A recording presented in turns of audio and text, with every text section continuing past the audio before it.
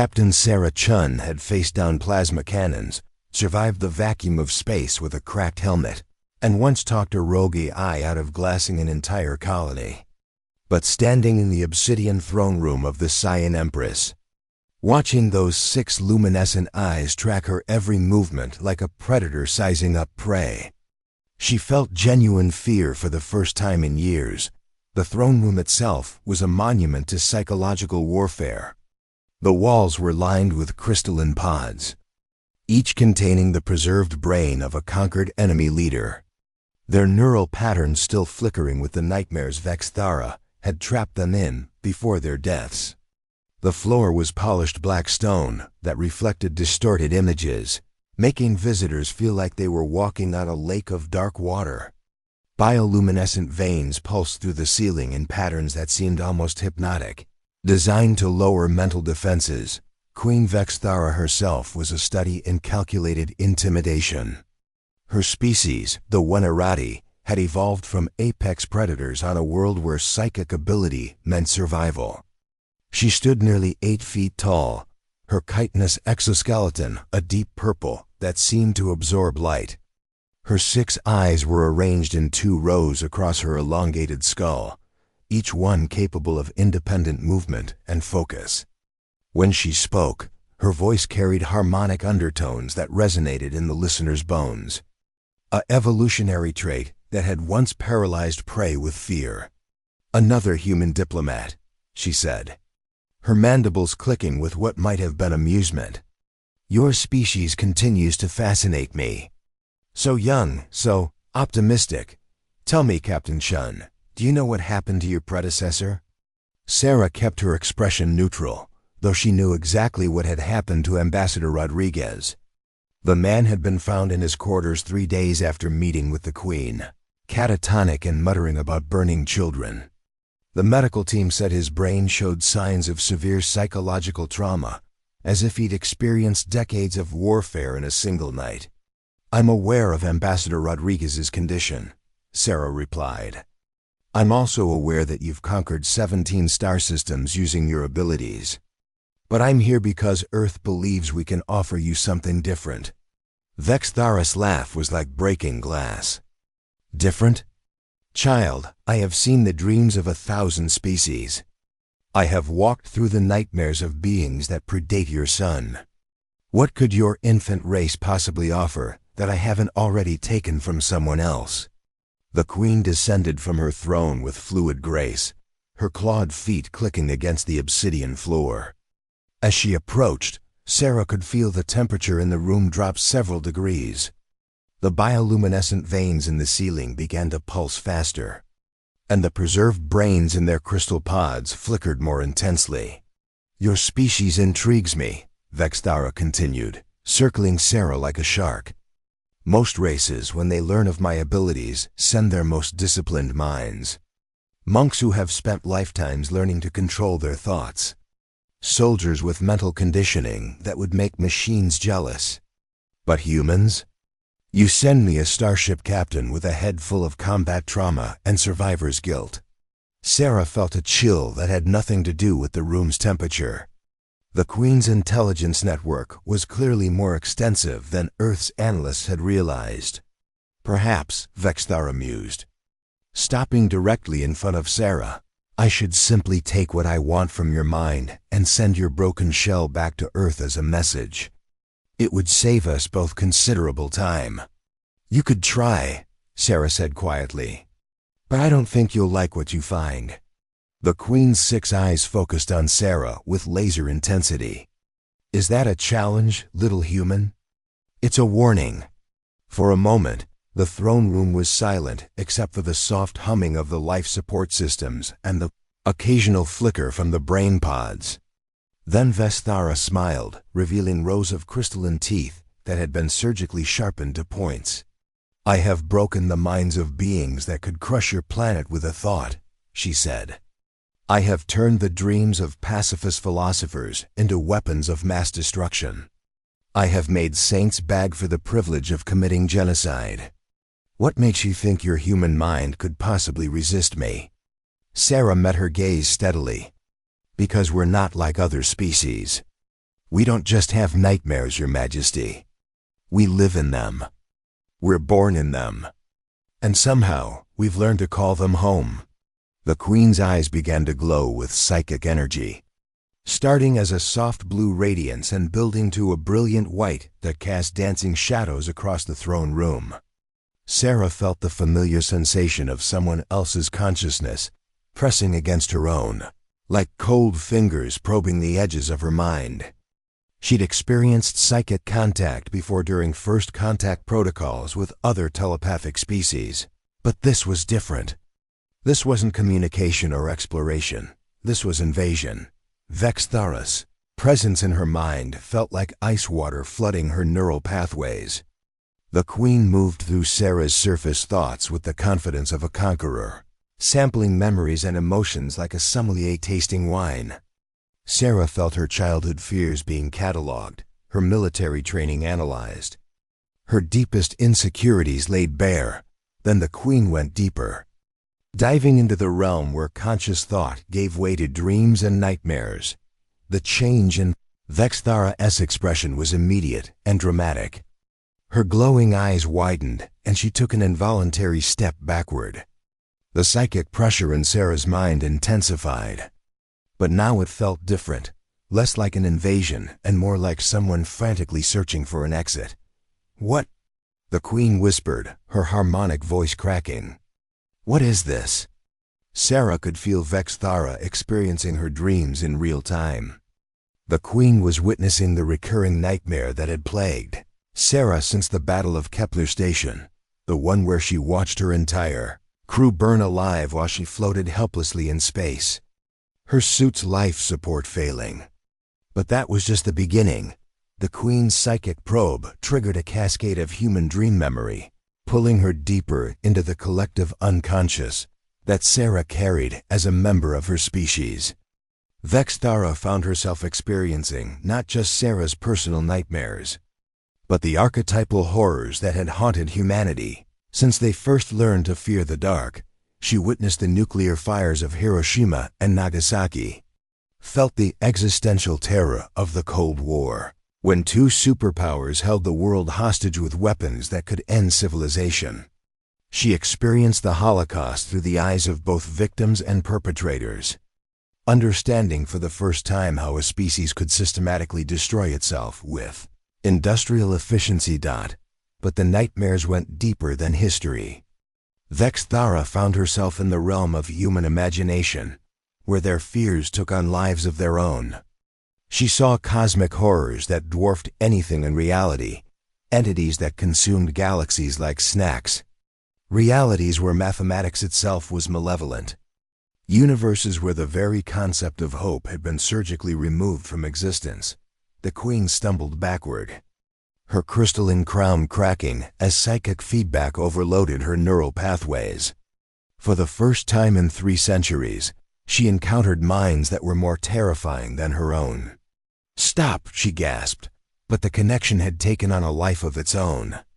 Sarah's dreams were pulling her deeper, showing her visions that made her conquest of 17 star systems look like a child's game. Then Vexthara screamed. The sound shattered several of the crystal brain pods and sent hairline fractures racing across the obsidian walls.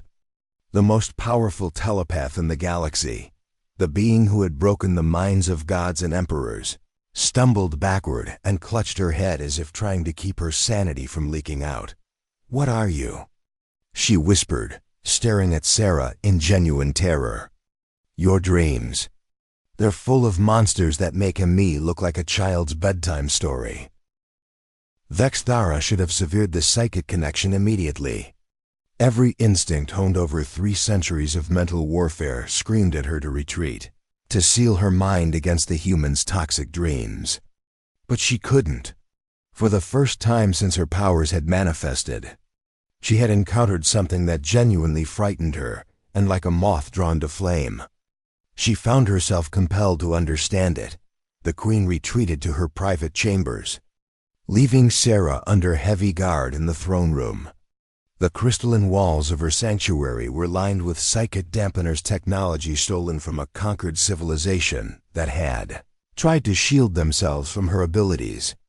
Here, she could explore the human's mind without the risk of psychic feedback damaging her own neural pathways. She settled into her meditation alcove, a hollow carved from a single massive geode that amplified psychic energy. The chamber's bioluminescent organisms dimmed to a soft glow as she extended her consciousness back toward the human captain. This time with the careful precision of a surgeon, rather than the brutal force of a conqueror. What she found defied everything she understood about sentient psychology. Most species, when faced with existential horror, developed mental barriers.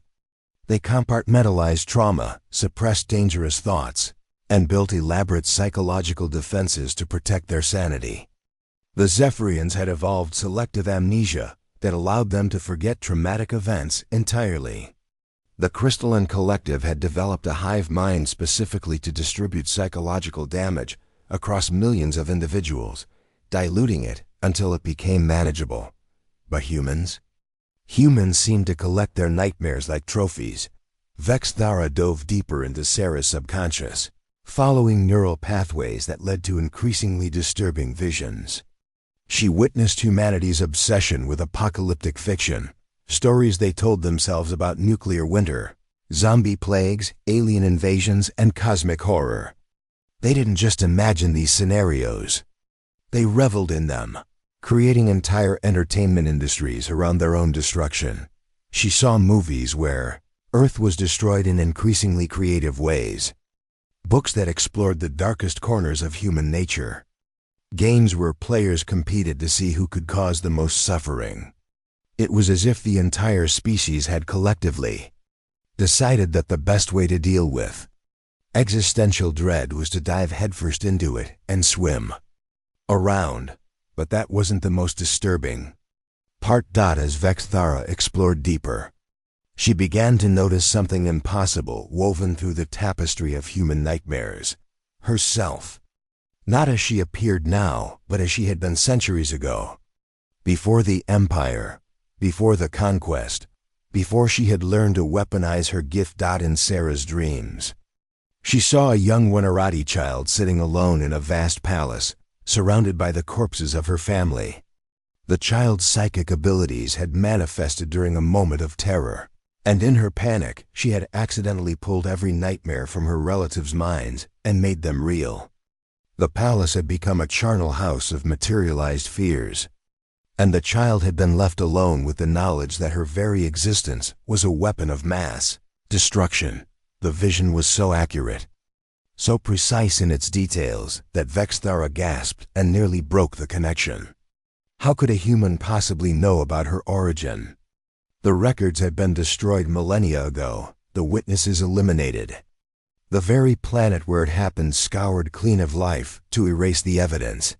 Yet there it was, playing out in Sarah's subconscious with perfect clarity. The human somehow dreamed of Vexthara's childhood trauma with the same vivid intensity that she dreamed of her own species' potential extinction, disturbed but unable to stop herself. The Queen pushed deeper into the human collective unconscious that Sarah seemed to carry within her mind. What she found there challenged everything she thought she knew about the nature of consciousness itself. Humans didn't just dream of their own fears, they dreamed of everyone's fears. Somehow, their species had developed the ability to unconsciously tap into the psychological pain of other beings across vast distances of space and time. Sarah's mind contained fragments of nightmares from species that had gone extinct before humanity had even developed agriculture. Vexthara found herself experiencing the death dreams of the ethereal singers, a race of energy beings who had been consumed by their own transcendence ritual 10,000 years ago. She felt the collective despair of the hive mind of Proxima, who had achieved perfect unity only to discover that shared consciousness meant shared suffering on an unimaginable scale. She witnessed the final moments of the architects of Andromeda, who had built a machine to eliminate all pain from the universe, and accidentally eliminated all emotion instead. But in every nightmare, In every vision of cosmic horror and existential dread, there was something else. Hope. The humans didn't just collect nightmares, they transformed them. In Sarah's dreams, the young Vexthara wasn't left alone in her palace of horrors. Instead, she was found by a human rescue team who somehow understood that the child wasn't a monster, but a victim of her own terrible gift. They didn't try to contain her or study her or use her. They simply sat with her in the darkness and taught her that even the most broken things could be healed. The Queen watched, transfixed, as Dream Human showed her younger self how to build mental barriers, not to keep others out, but to keep her own power from hurting people. She saw herself learning to use her abilities to heal trauma instead of inflict it, to enter the nightmares of others not as a conqueror, but as a guide, helping them find their way back to the light. It was impossible. It was ridiculous. It was everything she had convinced herself could never exist. And yet, as she experienced these visions, Vexthara felt something she hadn't experienced in 3 centuries. The possibility of redemption. The humans somehow understood that monsters weren't born, they were made. Every tyrant had once been a child who just wanted to be loved.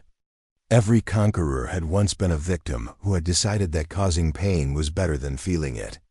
Every destroyer had once been creator who had lost faith in the possibility of building something beautiful. But the most disturbing revelation came when Vexthara realized that these weren't just Sarah's dreams.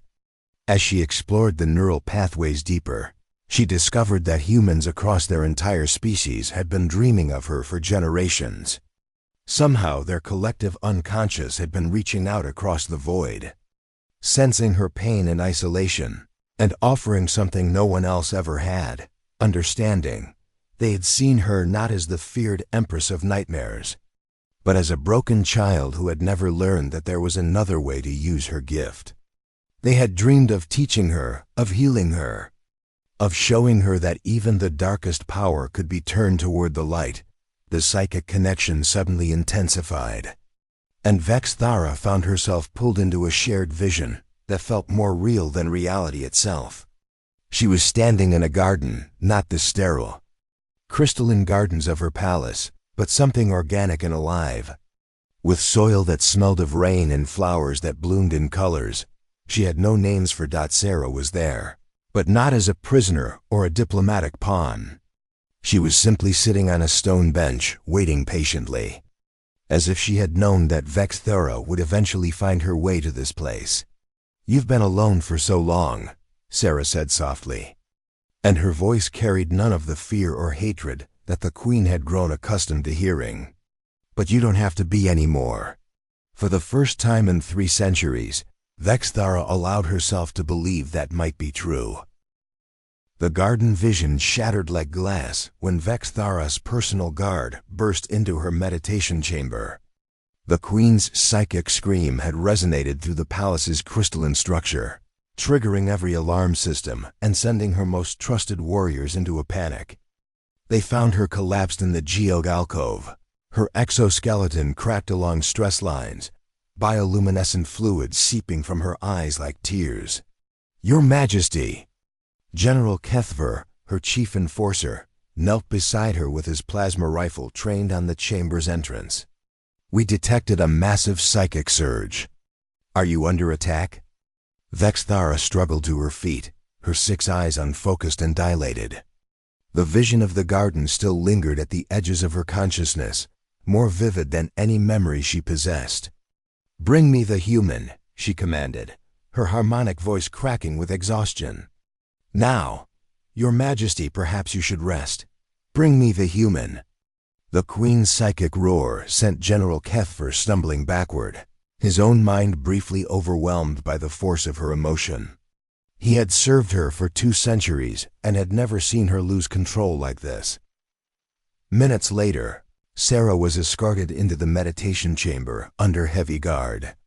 The human captain looked remarkably composed for someone who had just psychically wrestled with the galaxy's most feared telepath. If anything, she seemed expectant, as if she had been waiting for this moment. "Leave us," Vexthara ordered her guards. "Your Majesty, that would be," I said, "leave use." The Queen's eyes blazed with psychic energy, and every piece of crystalline technology in the chamber began to resonate with harmonic frequencies that made the guards' teeth ache. They retreated quickly, sealing the chamber behind them.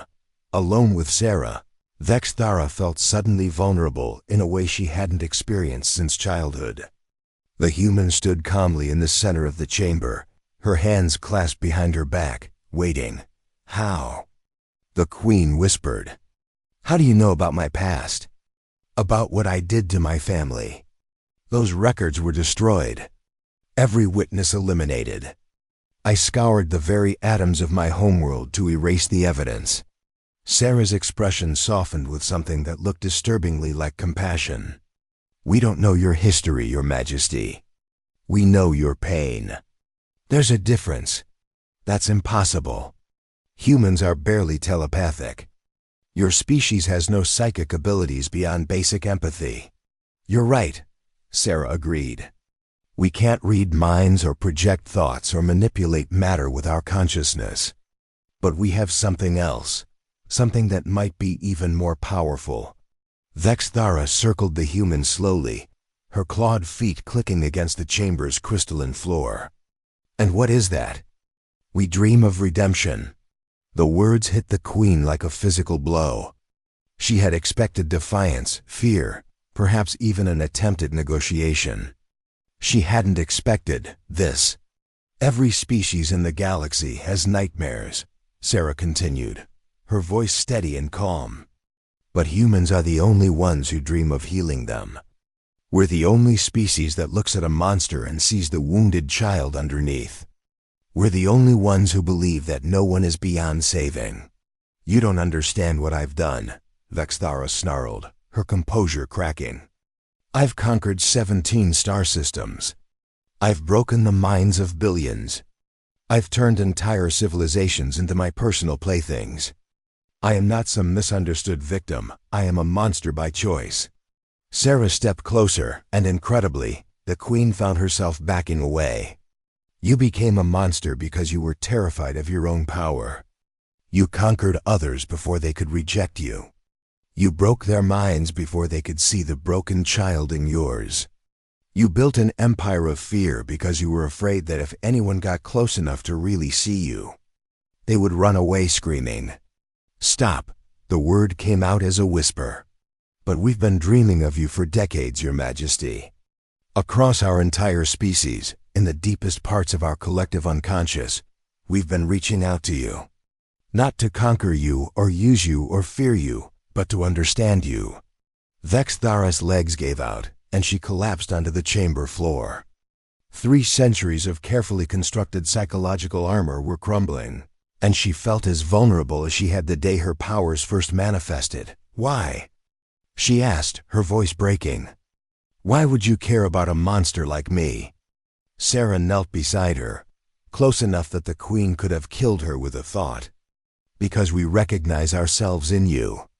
Humans are the galaxy's apex predators, Your Majesty. We've committed genocides that make your conquests look like children's games. We've built weapons that could crack planets, created plagues that could sterilize star systems, developed technologies that could unravel the fabric of reality itself." The Queen looked up at her with confusion. "Then why aren't you ruling the galaxy? Why aren't you the ones everyone fears?" "Because we learned something that you never had the chance to learn," Sarah said gently. "We learned that being powerful doesn't mean you have to be alone. We learned that the strongest thing you can do with ultimate power is choose not to use it. We learned that monsters can become healers if someone just shows them how."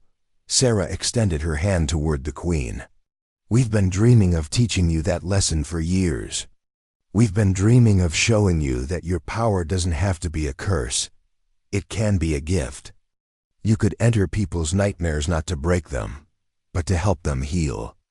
You could use your abilities to cure trauma instead of cause it." Vexthara stared at the offered hand as if it were a venomous snake. "You're asking me to trust you, to believe that you won't betray me the moment I show weakness. I'm asking you to trust yourself, Sarah corrected. To believe that you're capable of being more than what your fear made you become. The Queen's 6 eyes focused on Sarah's face, searching for any sign of deception, manipulation, or hidden agenda. What she found instead was something she had never encountered before: unconditional acceptance. The human wasn't trying to change her, or control her, or use her. She was simply offering her a choice.